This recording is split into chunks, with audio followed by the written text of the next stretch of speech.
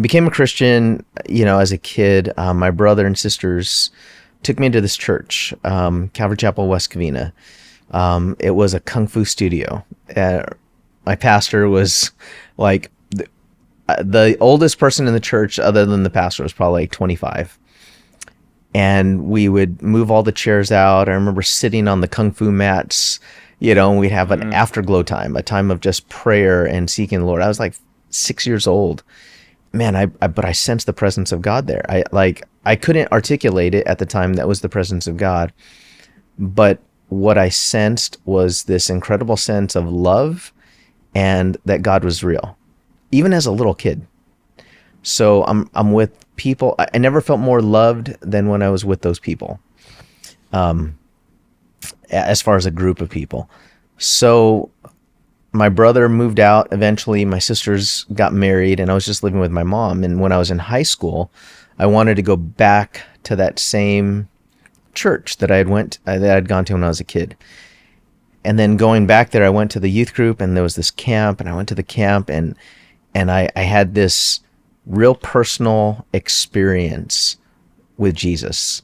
This sense of God is real, not just something that is what my family does or what other people. But so at that time, I came back from that, and I just wanted to tell all of my friends. I wanted them to experience the peace and the love that I felt. So I started inviting them. And as I started inviting them, at one point in time, Eric and Karina, some friends of ours, and they were a part of, I started a Bible study because I just wanted to teach friends what I was learning. I was like a day ahead of them. I just read this, and now I'm going to teach it to you, and I'm just going to tell you what I gleaned from it. And our youth pastor really took me under his wing, and there was a discipleship, a formal and informal. He would just call, "Hey, Matt, what are you doing? I got to go to Costco to buy stuff for the church. You want to go?" And I would just hang out with him, got to know him. He went to my football games. And then, so ministry for me initially was just, I wanted to teach people what I was learning. I wanted them to experience what I was experiencing.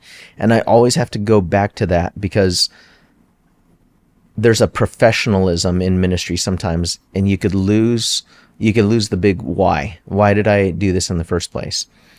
But then when I was in college, my friend Eric, who's getting married, he got an apartment, and he said, "Hey, I need someone to help me with rent for a little while, and also accountability, because I'm engaged, and I want another good friend, brother in the Lord, to live with me, because there's no one else here at this apartment." And so he said he wanted to enter into marriage with a right posture in his relationship. So I remember thinking, I was like 19, 20 at the most, and I remember thinking, wow, he already knows what he's going to do with his life. He knows he's getting married. He has a career. I don't know what I'm doing. And at that time, I began to pray, like, God, what do you have for me? Like, what is my role? What is my purpose? Like, I think a lot of young people think that, whether they're Christians or not. You're 20 years old, 19 years old, and you're thinking, what is life about? And I used to, when I started following Christ, I started reading through the Bible. And I would just read from cover to cover. And I was in the book of Ezra. I still remember I was on this mattress on the floor because I was renting space, to live there. And I had this mattress on the floor. Eric was gone at work or something. I remember I was praying, God, I don't know if I used the word calling. Like, what is my life about? Why do I exist? What is your purpose for me?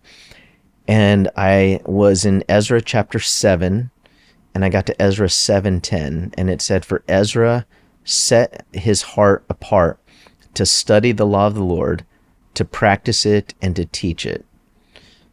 And that jumped off the page for me in a way. My heart started pounding. And I prayed. I remember getting teary-eyed and just saying, God, is this what you're telling me? So like 19 years old, I felt like my purpose, and that wasn't even necessarily pastoral ministry yet. That was just my purpose is to set my heart apart for God, to study God's word, to put it into practice in my own life, and then to teach others. And whether that's in the context of being a public high school teacher and coach, or a missionary or pastor, I had no idea. I just knew that that was it. And then over time, confirmation from other people and also the desires and the giftings that God gave me started to bring that to the surface, that it was pastoral ministry. Why was your heart pounding? Because you were excited, or were you scared? I was excited. I was excited, and also I think I did feel a little bit of that intimidation, kind of the fear and trepidation of the unknown, and also looking at myself and feeling like, what can I do? Like, but it was more the excitement, and the excitement was, I think about a little kid on Father's Day. My son Matthew, there's this one year where he made me a Lego.com.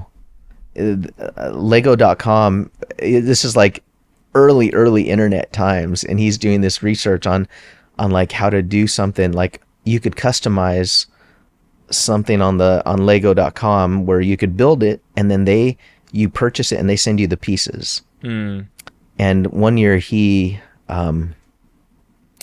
made me a church where there was a pulpit inside and all the pieces and the instructions that came with it.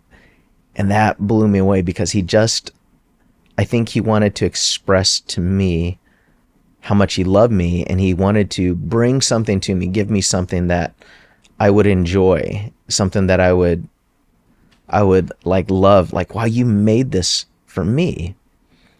I think that's what I got out of Ezra 7:10.